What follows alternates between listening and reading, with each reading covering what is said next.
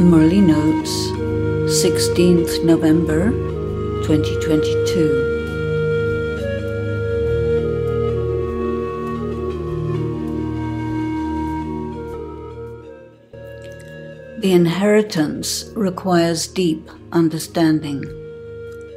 What is the wealth of God? Knowledge and spiritual power. You have to claim your inheritance from the Father. It is a matter of absorption. As much as you give to others, so much can you absorb yourself. This is a spiritual law. The founders of the different religions are also sons of God. Therefore, they cannot give an inheritance to anyone. They themselves must claim their inheritance from God. The concept of the omnipresence of God comes from India and was exported into the other religions subsequently. The concept of omnipresence of God does not tally with the fact that religious people of all religions remember and call on God as an individual to come and purify them and give them salvation. There is no meaning in calling out to someone who is omnipresent. If God were omnipresent, then the characteristics of God, purity, peace, love, power, and bliss, must also be omnipresent, and they are not. The Creator of all is one, which means He is the purifier of the impure. The inheritance is the knowledge and the power that enables souls to become pure, and thereby their prayers and supplications to be purified are fulfilled. The word creator applies to the phenomenon of giving a sense of identity to someone. It does not mean causing them to exist. No soul has a beginning or an end, therefore cannot be created, in the sense of made to exist by God or anyone else. Matter also can neither be created nor destroyed, only transformed. Therefore, God would not have created the universe either.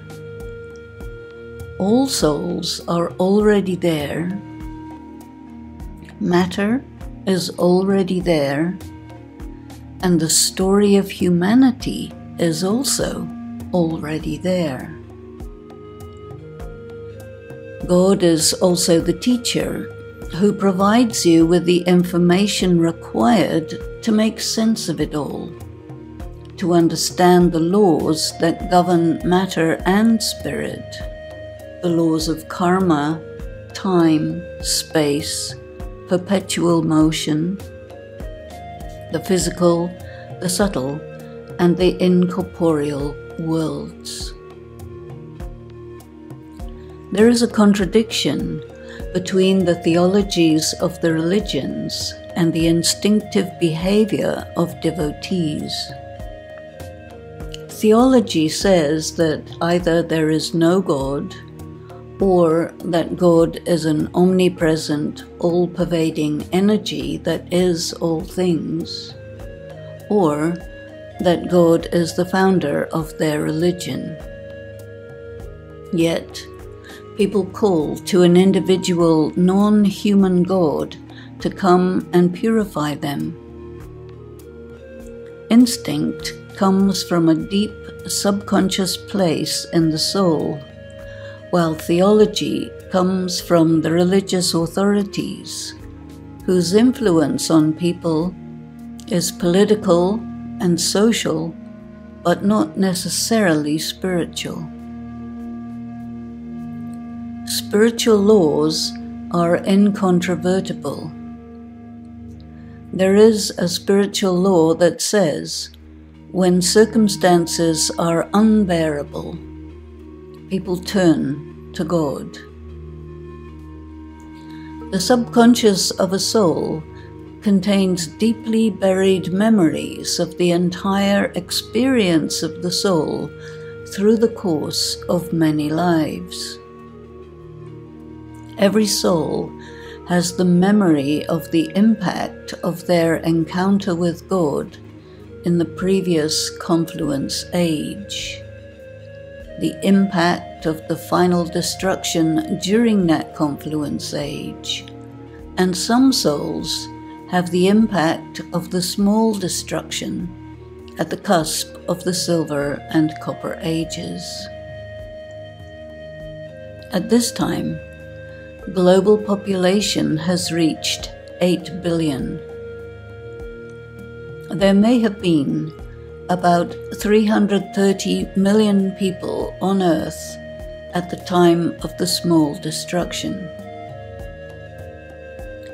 This experience paved the way for the coming of the great religions of the world and prompted the appearance of the religious founders. The number of people who recognized God at the time of the previous age was as little as 108 or as many as 900,000. When the circumstances of the cycle return to the previous time when those souls awakened to the recognition of God, then they recognize Him again. It is said that the global population was 900,000 at the beginning of the time cycle. This means that only 0.01% of human souls directly experienced human history from the beginning to the end of the entire cycle of time. Among all the BKs, only a few recognize God accurately. Only a few can have accurate yoga. Only a few understand the knowledge fully and accurately. These phenomena help us to understand what is happening at this time and what course of action to take. The overwhelming number of people who turn to God do so on the basis of blind faith, assumptions, faulty logic, inconsistent thinking, and a small percentage of understanding. The most powerful influence on a soul is a mighty vision. Baba has predicted that a time will come when there are such mighty visions experienced by large numbers of people collectively. This has a strong impact on the soul, and when the moment comes, there is a coincidence of the event and the memory in wildly unstable circumstances. Then the soul awakens, but does not necessarily understand. At such a time, those BKs who have good understanding and good yoga can be helpful and supportive through their vibrations. This is called spiritual service. Indeed, the destruction through nuclear war, civil war, and natural calamities changes the world population and geography drastically, allowing for a new civilization to be set up that is fundamentally different from the current civilization that we call Western civilization. All religions and philosophies that belong to it would have been wiped out. God goes into retirement, and the human and natural world function harmoniously for quite some time, then break up during the small destruction, and so the process, the story, proceeds indefinitely. When this is explained to people, mostly they say, "Why is it like this? It should not be like this."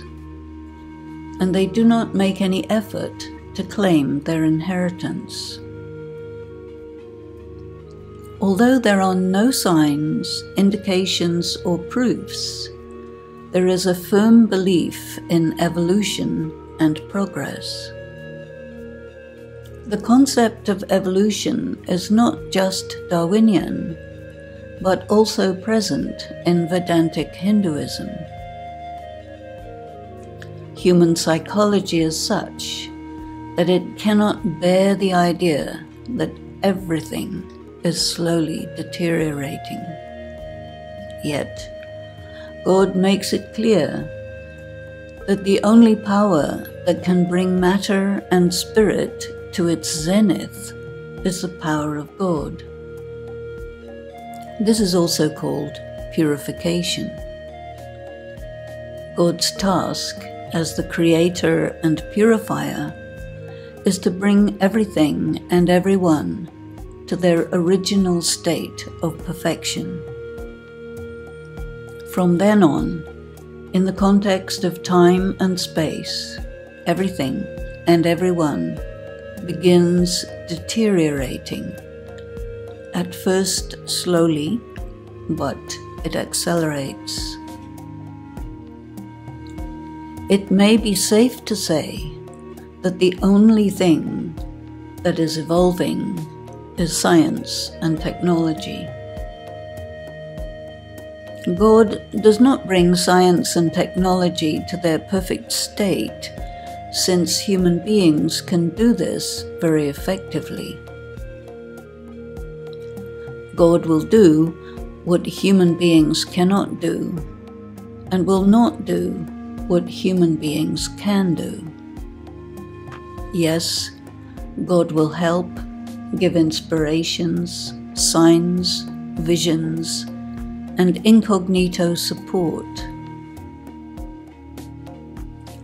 The time when the process of deterioration is reversed is during the confluence age between the Iron Age and the Golden Age. This takes place when a few people become Raj Yogis and conduits for the energy of God to be drawn into matter and spirit. This is called purification.